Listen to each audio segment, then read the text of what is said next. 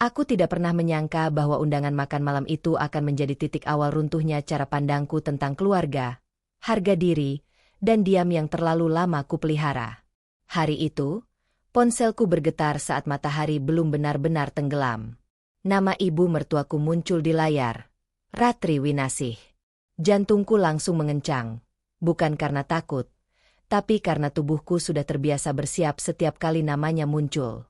Aku menatap layar beberapa detik lebih lama dari seharusnya, lalu menarik napas sebelum mengangkatnya. "Sore, Bu," ucapku, suaraku lembut seperti biasa. "Sekar," katanya, suaranya tenang, bahkan terdengar hangat. "Malam ini kamu kosong? Ibu ingin makan malam denganmu. Berdua saja." Kalimat itu sederhana. Namun justru karena kesederhanaannya, dadaku terasa sesak. Selama 5 tahun aku menikah dengan Ardika, makan malam berdua dengan ibu mertua hampir tak pernah terjadi. Kami selalu bertemu dalam keramaian keluarga, di mana senyum bisa dipamerkan dan kata-kata dijaga agar tetap sopan. Undangan ini terasa berbeda. Restoran yang ia sebutkan bukan sembarang tempat. Aku mengenalnya dari cerita teman-teman kantor, dari foto-foto di media sosial. Tempat elegan, mahal, dan penuh orang-orang yang terbiasa dilayani. Aku terdiam beberapa detik sebelum menjawab. "Tentu, Bu. Saya datang." Saat telepon ditutup, aku duduk mematung. Ada sesuatu yang bergetar pelan di dalam dadaku. Sebagian diriku ingin percaya bahwa ini adalah upaya mendekat, sebuah jembatan yang akhirnya dibangun setelah bertahun-tahun jarak dingin. Namun bagian lain dari diriku, yang lebih sunyi dan lebih jujur, berbisik bahwa kehangatan yang datang tiba-tiba seringkali menyimpan maksud. Aku menyiapkan diri dengan hati-hati malam itu. Bukan hanya memilih pakaian, tapi juga menata perasaanku. Aku memilih gaun sederhana, warna netral, tidak terlalu mencolok. Aku tidak ingin terlihat berlebihan, juga tidak ingin tampak kecil. Aku ingin hadir sebagai diriku sendiri, meski aku sendiri belum yakin siapa aku di hadapannya. Ardika melihatku dari ambang pintu kamar. "Ibu kelihatan ingin memperbaiki hubungan," katanya pelan. "Coba saja, Sekar. Mungkin ini awal yang baik." Aku mengangguk, meski di dalam hatiku ada kelelahan yang tak sanggup kuucapkan. Selama ini aku selalu mencoba menjaga nada suara, memilih kata, menahan air mata. Jika ini memang awal yang baik, aku ingin mempercayainya. Restoran itu dipenuhi cahaya keemasan dan suara gelas beradu pelan. Ratri sudah duduk saat aku tiba, mengenakan pakaian elegan yang tampak sempurna tanpa usaha. Ia tersenyum ketika melihatku, senyum yang terlatih, rapi, dan sulit dibaca. "Kamu kelihatan cantik," katanya singkat. Aku mengucapkan terima kasih dan duduk di hadapannya. Kami membuka menu. Aku masih menyesuaikan diri dengan suasana ketika ia mulai memesan. Hidangan demi hidangan, nama-nama asing yang terdengar mahal, minuman yang tak pernah kubeli untuk diriku sendiri, dan dessert yang dipesan bahkan sebelum makanan utama datang. Aku hanya memesan satu hidangan sederhana dan air putih. Sepanjang makan, ia berbicara tentang banyak hal. Tentang kenalannya, tentang acara sosial, tentang orang-orang yang menurutnya tahu cara hidup dengan benar. Aku mendengarkan, mengangguk sesekali. Ia tidak bertanya banyak tentangku, dan aku tidak memaksa ceritaku masuk ke percakapan. Ada tatapan-tatapan singkat yang ia lemparkan padaku, seolah menilai, seolah mencatat.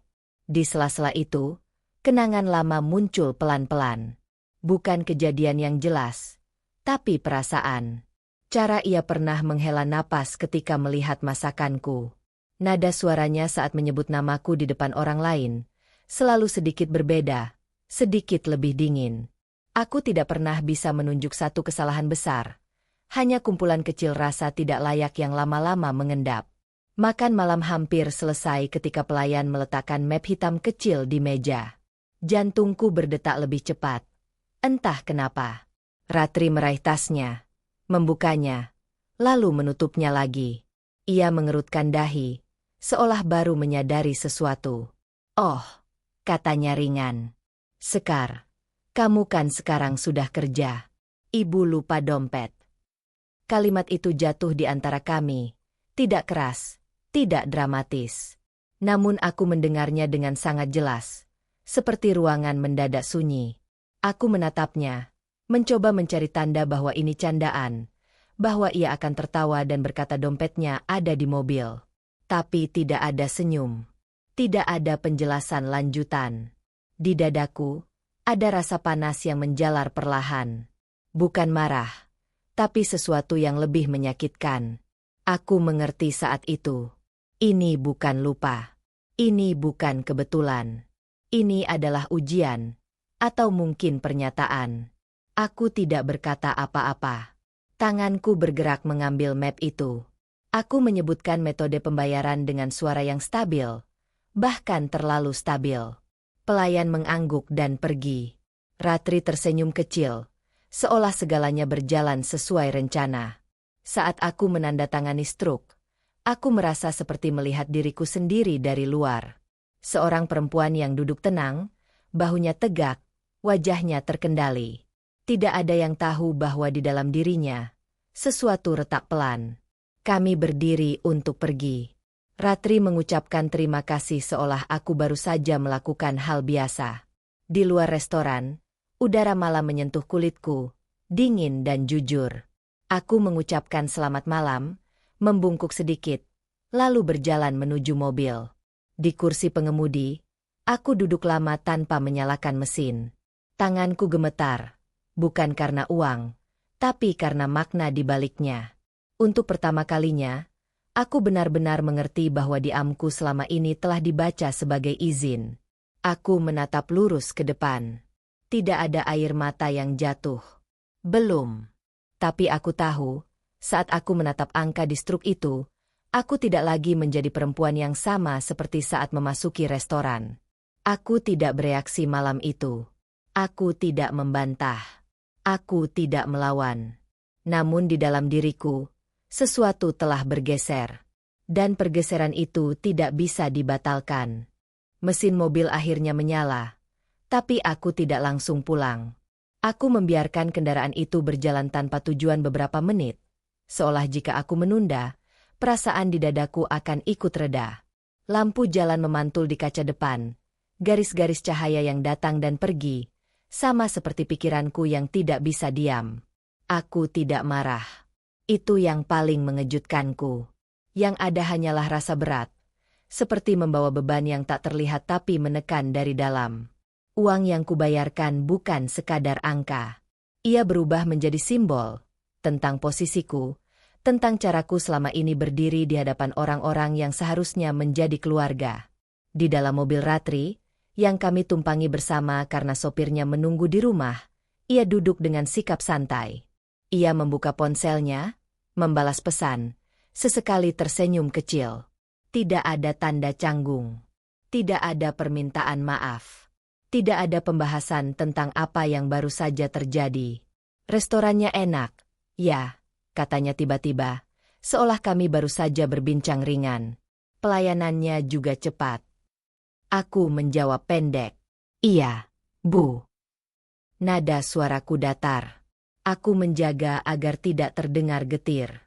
Dalam budaya kami, menegur orang tua, apalagi ibu mertua, adalah garis yang jarang disentuh. Aku tahu itu. Aku tumbuh dengan nilai-nilai itu. Namun malam itu, aku juga belajar bahwa sopan santun bisa dipelintir menjadi senjata. Kami berpisah di depan rumahnya. Ia turun dengan langkah ringan, bahkan melambaikan tangan. Aku menunggu sampai mobil bergerak lagi, lalu menyandarkan kepala ke sandaran kursi. Dadaku terasa kosong, tapi juga penuh. Saat aku tiba di rumah, Ardika sudah menungguku. Ia duduk di ruang tamu, menatap layar ponsel, lalu mendongak ketika mendengar pintu dibuka. "Gimana makannya?" tanyanya. Aku meletakkan tas perlahan. Aku tahu jawaban jujur akan panjang, berliku, dan mungkin menyakitkan. Tapi sebelum aku sempat menyusun kata, ia menambahkan, "Ibu tadi senang. Dia bilang kamu kelihatan tenang." Tenang. Kata itu terasa ironis. Aku tersenyum tipis. Aku bayar semua, kataku akhirnya, tanpa emosi berlebihan. Ardika mengerutkan dahi. Hah? Ya mungkin ibu lupa. Kamu jangan terlalu dipikirkan. Sekar. Hal kecil. Hal kecil. Dua kata itu menusuk lebih dalam daripada tagihan restoran. Aku menatapnya, berharap ia melihat sesuatu di mataku, tapi ia sudah kembali ke ponselnya. Disitulah aku merasa benar-benar sendirian. Malam itu, aku berbaring tanpa tidur. Ingatanku berjalan mundur, jauh sebelum aku mengenal Ratri, bahkan sebelum aku mengenal Ardika. Aku melihat diriku yang kecil, duduk di sudut rumah orang tuaku, mendengarkan orang dewasa berbicara. Aku belajar sejak dini bahwa anak baik adalah anak yang tidak banyak bertanya, tidak banyak menuntut, tidak membuat suasana berat. Aku tumbuh menjadi perempuan yang pandai membaca ruangan. Aku tahu kapan harus tersenyum, kapan harus diam.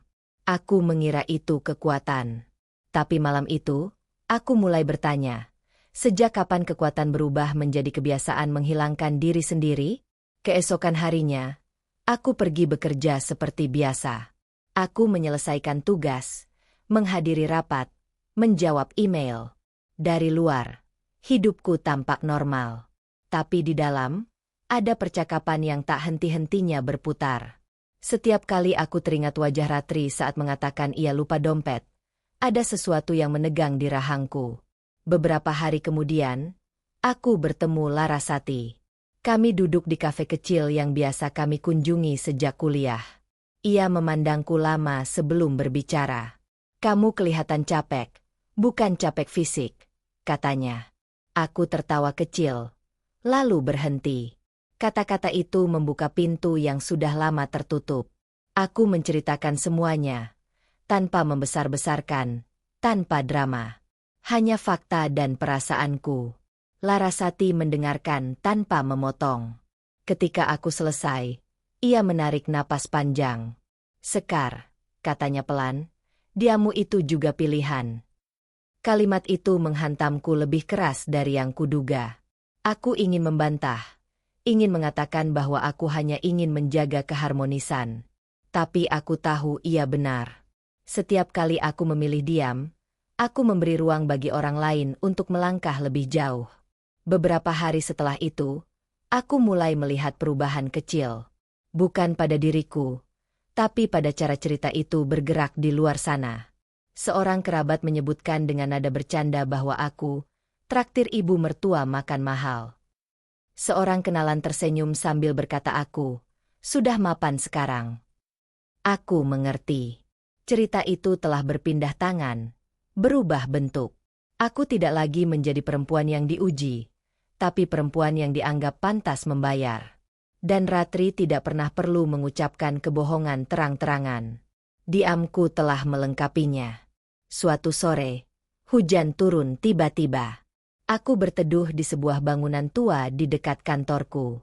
Saat aku menoleh, aku melihat seorang pria parubaya sedang mengunci pintu restoran kecil di sampingku. Wajahnya terasa familiar. Sekar, ya? Katanya ragu. Aku terkejut. Iya, Bapak, Pak Wibowo. Ia tersenyum, senyum yang hangat dan jujur. Saya ingat malam itu, katanya pelan. Bukan karena tagihannya, tapi karena cara kamu menatap meja setelah bayar. Kata-katanya membuat tenggorokanku tercekat. Untuk pertama kalinya sejak malam itu, ada seseorang yang melihatku. Bukan sebagai menantu, bukan sebagai dompet, tapi sebagai manusia yang terluka. Kami berbincang singkat. Ia tidak mengasihani, tidak menghakimi. Ia hanya berkata, kadang orang mengira diam berarti kuat. Padahal kuat itu berani berdiri. Aku pulang dengan langkah lebih ringan, meski hatiku masih berat. Aku tahu sekarang bahwa aku tidak menginginkan balas dendam. Aku tidak ingin mempermalukan siapapun. Yang kuinginkan hanyalah satu hal yang selama ini tak pernah kucapkan dengan lantang, kebenaran tentang diriku sendiri, dan martabat yang tidak lagi kutitipkan pada penilaian orang lain. Malam itu, Aku berdiri di depan cermin. Aku menatap perempuan yang menatap balik. Ia masih aku, tapi dengan mata yang sedikit lebih terbuka. Aku tidak tahu apa yang akan kulakukan selanjutnya. Tapi untuk pertama kalinya, aku tahu satu hal dengan pasti. Diamku tidak lagi netral. Dan jika aku terus memilihnya, luka-luka ini akan terus terkumpul, sampai suatu hari aku tidak mengenali diriku sendiri lagi. Undangan itu datang 2 minggu setelah hujan sore yang mempertemukanku dengan Pak Wibowo. Kali ini bukan makan malam berdua. Ratri mengundang kami ke acara keluarga besar di rumahnya. Ulang tahun pernikahan beliau dan almarhum suaminya. Acara yang syarat simbol, penuh orang, penuh tatapan. Pesan itu singkat, formal, dan ditutup dengan kalimat yang membuat dadaku mengeras. Sekar, tolong datang tepat waktu. Aku membaca pesan itu berulang kali. Ada bagian dari diriku yang ingin menolak. Namun ada bagian lain, yang kini lebih jujur pada dirinya sendiri, yang tahu bahwa menolak hanya akan memanjangkan cerita di belakang layar. Aku tidak lagi ingin menjadi bahan bisik-bisik tanpa suara. Aku akan datang, kataku pada Ardika malam itu. Ia menatapku, seolah mencoba membaca sesuatu di wajahku. Kamu yakin? Aku mengangguk. Aku memang yakin. Bukan karena aku siap bertengkar, tapi karena aku lelah bersembunyi di balik ketenangan palsu. Hari acara itu tiba. Rumah Ratri ramai sejak sore. Mobil-mobil terparkir rapi. Suara tawa dan percakapan memenuhi udara. Aku melangkah masuk dengan napas yang terkendali. Aku tidak membawa apa-apa selain diriku sendiri, dan keberanian yang selama ini kupelihara diam-diam. Ratri menyambut tamu dengan senyum yang sama seperti biasanya. Ketika melihatku, ia mendekat, menggenggam tanganku sebentar. Sekar kelihatan anggun, katanya, cukup keras untuk didengar orang-orang di sekitarnya. Aku tersenyum sopan. Namun beberapa menit kemudian, saat kami berdiri lebih dekat, ia berbisik, "Kamu makin kurus. Jangan terlalu sibuk kerja." Itulah polanya. Pujian di depan, penilaian di sela-sela. Dulu aku selalu membiarkannya lewat begitu saja. Hari itu, aku mencatatnya, bukan untuk disimpan, tapi untuk dilepaskan nanti. Acara berjalan. Makanan disajikan. Doa dipanjatkan. Ardika sibuk berbincang dengan kerabat. Aku duduk di antara sepupu-sepupu yang tidak terlalu kukenal, mendengarkan cerita lama yang berulang. Jantungku berdetak tenang. Anehnya, tidak ada gemetar. Tidak ada dorongan untuk kabur. Aku tidak menyiapkan pidato. Aku tidak berlatih kata-kata. Yang kupersiapkan hanyalah kejujuran dan keberanian untuk membiarkannya terdengar. Ketika acara hampir selesai dan semua orang berkumpul di ruang tengah, Ratri berdiri. Ia mengucapkan terima kasih pada semua yang hadir. Kata-katanya mengalir lancar, penuh wibawa.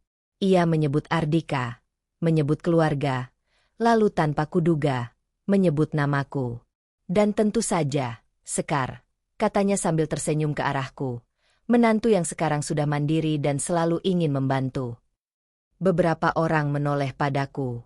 Senyum kecil muncul di wajah mereka. Aku merasakan detik itu. Detik ketika cerita yang sudah dipelintir hampir menjadi kebenaran mutlak. Dadaku menghangat, bukan oleh amarah, tapi oleh keputusan. Aku berdiri. Tidak ada suara keras. Tidak ada tepukan meja. Hanya satu gerakan sederhana yang membuat ruangan perlahan sunyi. Aku merasakan pandangan Ardika padaku. Terkejut. "Boleh saya bicara sebentar?" Tanyaku, suaraku tenang. Ratri menoleh. Untuk pertama kalinya, senyumnya ragu. "Tentu," katanya, meski matanya bertanya-tanya. Aku melangkah ke tengah ruangan. Aku tidak melihat siapapun secara khusus. Aku berbicara seperti aku berbicara pada diriku sendiri. "Saya bukan orang yang pandai berbicara di depan banyak orang," kataku. "Saya juga bukan orang yang suka memperpanjang masalah. Tapi ada hal yang perlu saya sampaikan, supaya tidak terus hidup di antara asumsi. Aku berhenti sebentar. Tidak ada yang memotong. Beberapa waktu lalu, saya makan malam bersama Ibu Ratri. Lanjutku. Di restoran yang bagus. Malam itu, saya membayar seluruh tagihan karena ibu lupa membawa dompet. Beberapa orang saling pandang. Ardika menegakkan tubuhnya. Saya tidak menyebutkan ini untuk mempermalukan, kataku cepat, tapi untuk menjelaskan. Membayar bukan masalah. Yang menjadi masalah adalah ketika tindakan itu diceritakan seolah-olah itu kewajiban, seolah-olah itu bukti nilai seseorang. Ruangan semakin hening. Aku bisa mendengar napasku sendiri. Saya diam waktu itu, kataku, dan diam saya disalahartikan. Malam itu menyadarkan saya bahwa harga diri tidak selalu dijaga dengan kata keras, tapi juga tidak boleh dikorbankan dengan diam terus-menerus. Ratri menatapku. Untuk pertama kalinya, ia tidak menyela. Tidak ada senyum. Tidak ada komentar ringan. Sebelum ia sempat berkata apapun, seseorang melangkah maju dari barisan tamu. Pak Wibowo. Ia mengenakan kemeja sederhana. Wajahnya tenang. Saya pemilik restoran itu, katanya. Saya kebetulan diundang oleh salah satu kerabat. Semua mata beralih padanya. Saya ingat malam itu. Lanjutnya.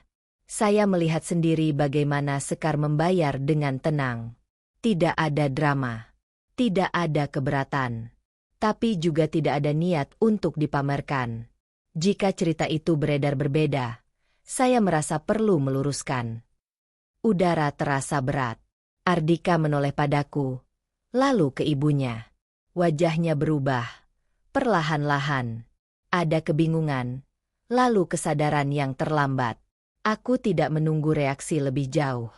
Saya menghormati Ibu Ratri, kataku. Saya menghormati keluarga ini. Tapi mulai hari ini, saya juga menghormati diri saya sendiri. Saya tidak akan duduk di meja manapun di mana saya dipandang lebih kecil dari nilai saya. Tidak ada teriakan. Tidak ada tangisan.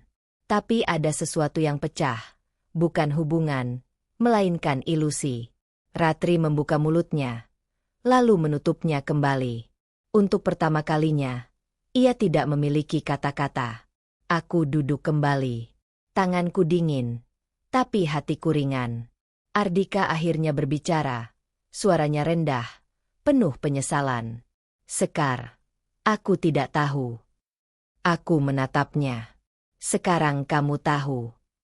Malam itu berakhir tanpa perpisahan dramatis. Orang-orang pulang dengan langkah pelan, membawa cerita yang kini utuh. Aku berjalan ke mobil bersama Ardika. Tidak ada sentuhan, tidak ada pelukan. Tapi ada ruang baru di antara kami, ruang untuk kejujuran. Di dalam mobil, aku menatap jalanan. Untuk pertama kalinya sejak lama, aku tidak merasa kecil. Aku tidak merasa perlu menjelaskan diriku lagi. Aku tidak mempermalukan siapapun malam itu. Aku hanya berhenti membiarkan diriku dilukai dalam diam. Dan dalam keheningan setelah kata-kataku, aku menemukan kebebasan yang selama ini tak pernah kumiliki. Hari-hari setelah acara itu terasa berbeda, seolah udara di sekitarku berubah tekanan. Tidak ada ledakan, tidak ada pertengkaran besar. Justru yang muncul adalah jarak. Jarak yang canggung. Jarak yang jujur. Dan untuk pertama kalinya, aku tidak buru-buru menutupnya. Ratri tidak menghubungiku. Tidak ada pesan. Tidak ada telepon. Beberapa kerabat yang biasanya ramah kini menyapaku dengan hati-hati, seakan aku adalah seseorang yang baru mereka kenal. Aku tahu cerita telah berbalik arah. Kali ini bukan aku yang membiarkannya berjalan tanpa suara. Ardika menjadi lebih pendiam. Ia tidak lagi menyepelekan, tapi juga belum sepenuhnya mengerti. Suatu malam, kami duduk berhadapan di ruang makan. Tidak ada televisi menyala. Tidak ada ponsel di tangan. Aku gagal melihatmu, katanya akhirnya. Aku terlalu lama menganggap semua baik-baik saja. Aku mendengarkan. Dulu, aku mungkin akan langsung memaafkan, agar suasana kembali tenang. Tapi sekarang aku belajar bahwa kedamaian tanpa kejujuran hanyalah penundaan luka. Aku tidak butuh kamu membelaku dengan marah, kataku pelan. Aku butuh kamu berdiri bersamaku, bahkan ketika itu tidak nyaman. Ia mengangguk. Matanya basah. Itu bukan janji besar. Tapi untuk pertama kalinya, aku melihat usaha, bukan alasan. Hari-hari berlalu. Ratri mulai kehilangan kendali atas cerita yang selama ini ia atur. Beberapa orang mendatangiku secara pribadi, bertanya dengan nada berbeda, lebih rendah, lebih tulus. Aku tidak menjelekkan siapapun. Aku hanya berkata bahwa aku belajar menjaga batas. Dalam keheningan itu, aku mulai mendengar suaraku sendiri lebih jelas. Aku merenungkan cinta. Betapa sering cinta disalahartikan sebagai pengorbanan tanpa akhir. Padahal cinta juga tentang menjaga diri agar tidak hancur. Suatu sore, undangan baru datang. Grup keluarga. Makan malam kecil. Katanya. Ratri menjadi tuan rumah lagi. Aku membaca pesan itu tanpa jantung berdebar. Tidak ada rasa takut. Tidak ada dorongan untuk membuktikan apapun. Aku tidak akan datang, kataku pada Ardika malam itu. Ia menatapku, terkejut. Kenapa? Aku tersenyum, bukan senyum pahit, tapi senyum yang tenang. Karena aku tidak lagi duduk di meja yang tidak menghormatiku. Tidak ada drama, tidak ada ultimatum. Hanya keputusan sederhana yang lahir dari pemahaman panjang. Malam itu, aku keluar sendiri. Aku memilih restoran kecil di sudut kota. Tidak mewah, tidak ramai. Aku duduk dekat jendela, memesan makanan yang benar-benar kuinginkan. Saat pelayan datang membawa tagihan, aku tersenyum. Aku membayarnya dengan ringan, tanpa beban, tanpa makna tersembunyi. Aku makan perlahan. Aku merasakan setiap suapan. Untuk pertama kalinya, aku benar-benar hadir dalam hidupku sendiri. Di luar, lampu jalan menyala satu persatu. Aku menatap pantulanku di kaca jendela. Perempuan itu tampak sama, namun berbeda. Ia tidak lagi mengecilkan bahunya. Ia tidak lagi meminta izin untuk bernapas. Aku tidak tahu bagaimana hubungan ini akan berjalan ke depan. Aku tidak tahu apakah semua akan membaik. Tapi aku tahu satu hal. Aku tidak lagi mengorbankan diriku demi diterima. Dan di meja kecil itu, dengan makanan sederhana dan hati yang utuh, aku akhirnya mengerti arti pulang, bukan ke rumah orang lain, tapi ke diriku sendiri.